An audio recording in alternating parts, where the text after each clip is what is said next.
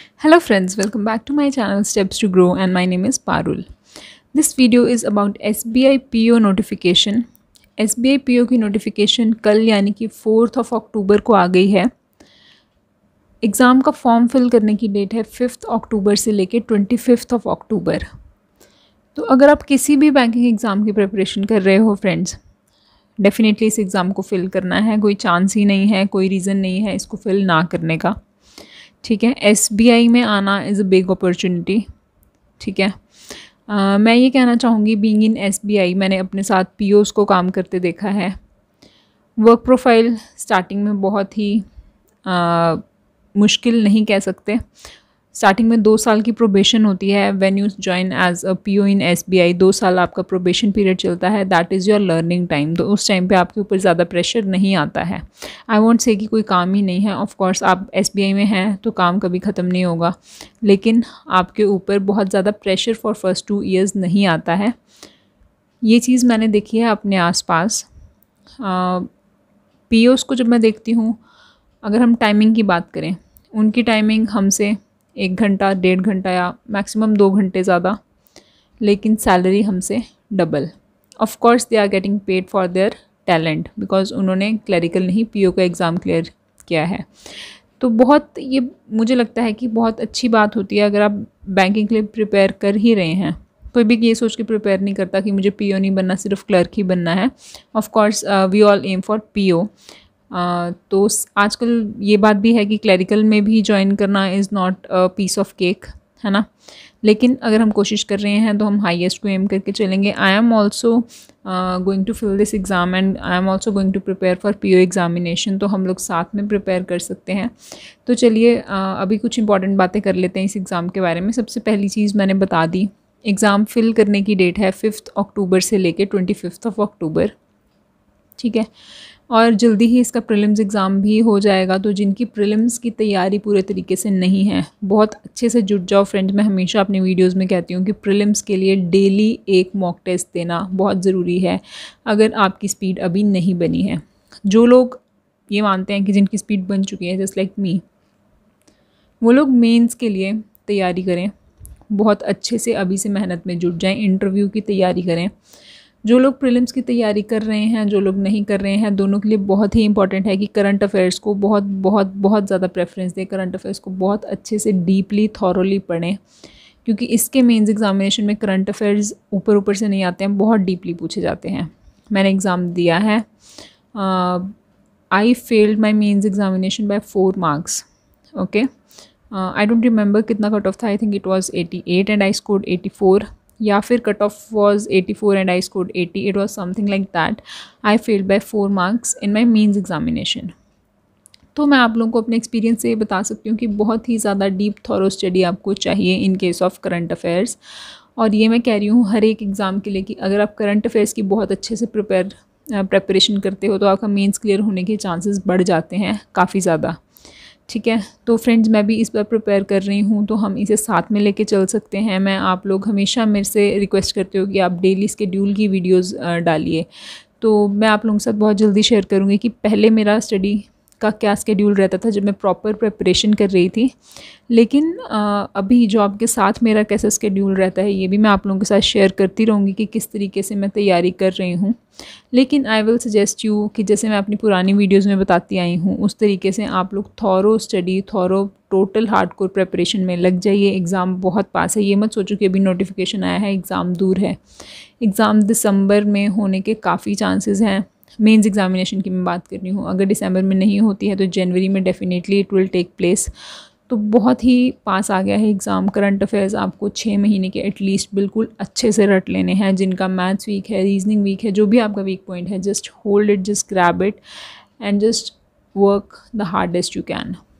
Okay, बाकी friends रही बात फ़ीस की, तो इस एग्ज़ाम की फ़ीस है जनरल के लिए इट्स 750 एंड OBC के लिए भी it's 750। For all the other people it is free.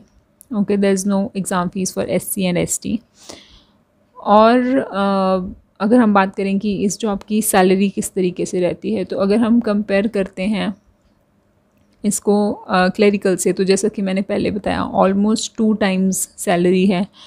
इसके सिवाय सिर्फ सैलरी ही नहीं, इसके सिवाय और भी बहुत सारे बेनिफिट्स हैं जो कि बहुत ही ज़्यादा 2 टाइम्स से बहुत ही ज़्यादा हैं। क्लरिकल में हमें एक्स्ट्रा सैलरी के सिवाय क्या क्या दिया जाता है मैंने अपनी वीडियोस में पहले भी बताया है, लेकिन पीओ में जो बेनिफिट उसके सिवाय दिए जाते हैं वो बहुत ही ज़्यादा हैं। उसमें बहुत सारी एक्स्ट्रा अलाउंसेस, बहुत सारी एक्स्ट्रा पर्क्स, जैसे कि रहने के लिए हमें हाउस रेंट के लिए लीज़ दी जाती है, हमें पेस्ट कंट्रोल के लिए पैसे दिए जाते हैं, हमें फर्नीचर अलाउंस दिया जाता है 1-1.5 लाख का पर ईयर।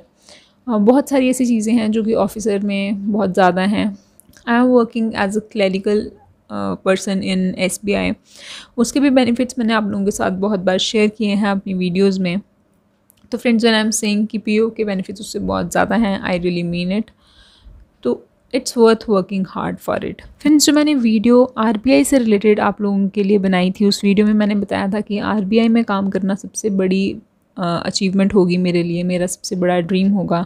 लेकिन अगर RBI के बाद मैं किसी चीज़ को रखती हूँ, that is SBI PO, I will suggest just work hard for it.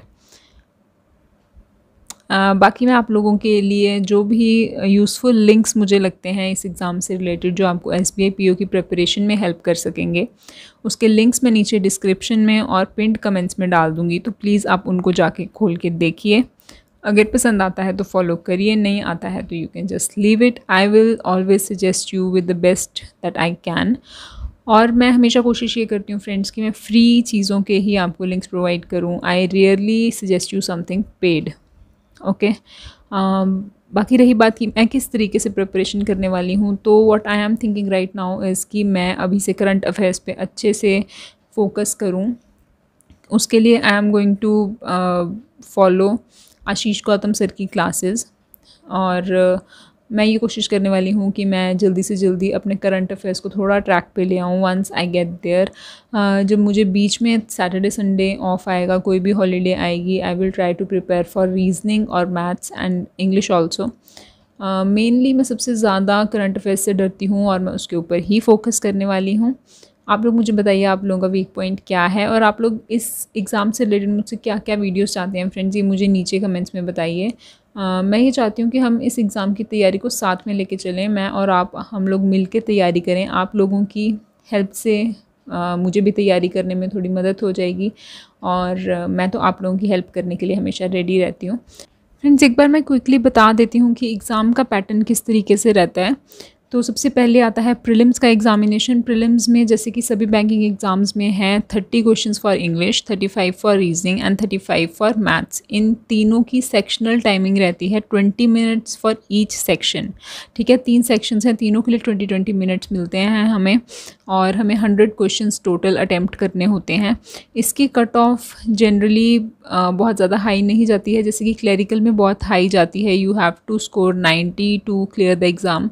But in case of PO आप लोग 80 के अराउंड अगर अच्छा अटैम्प्ट करके आते हैं, दैट विल बी फाइन। कोशिश हमेशा ये रहनी चाहिए कि आप मैक्सिमम अटैम्प्ट करिए और एक्यूरेटली अटैम्प्ट करिए, कभी भी गेस वर्क ना करिए। ठीक है, उसके बाद आ जाता है मेंस। मेंस में 4 सेक्शंस हैं, 3 सेक्शन यही सेम, और उसके बाद एक सेक्शन और जो ऐड हो जाता है दैट इज़ GA। GA में आते हैं करंट अफेयर्स और बैंकिंग।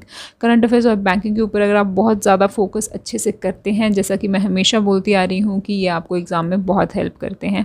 और थर्ड लेवल है इसका, जिसमें आ जाता है ग्रुप डिस्कशन या फिर इंटरव्यू, जो कि बाकी क्लरिकल एग्ज़ाम्स में नहीं होता है, ऑफिसर स्केल एग्ज़ाम्स में ही होता है। तो जो लोग अभी तक क्लरिकल एग्ज़ाम्स के लिए प्रिपेयर कर रहे थे, उनको में भी इस चीज़ की नॉलेज ना हो, पर इसमें आपको बैंकिंग की बहुत अच्छे से और करंट अफेयर्स की बहुत अच्छे से थॉरो जो है नॉलेज चाहिए। साथ में आपको कॉन्फिडेंट होना पड़ता है थोड़े लोगों के सामने बैठ के बात करने के लिए। So that is a brief thing उन लोगों के लिए जिनको इस एग्ज़ाम की ज़्यादा नॉलेज नहीं है और वो फर्स्ट टाइम अपेयर होना चाहते हैं PO एग्ज़ामिनेशन के लिए। I hope I was able to clear some doubts friends. अगर आप लोगों को मुझसे कुछ भी क्वेरीज़ हैं तो उसे मेरे कमेंट सेक्शन में डालिए। मैं आप लोगों के लिए कुछ लिंक्स छोड़ रही हूँ पिन कमेंट और डिस्क्रिप्शन में, उन्हें ज़रूर देखें। मेरी वीडियोस को प्लीज़ फ्रेंड्स लाइक करें और अपने फ्रेंड्स के साथ शेयर करें अगर आपको लगता है कि ये उनको हेल्प कर सकती हैं। मेरे चैनल को प्लीज़ सब्सक्राइब करें। I think I have told you everything I wanted to tell you through this video. So thanks for watching my video guys, and I will definitely see you in my next one. Bye bye.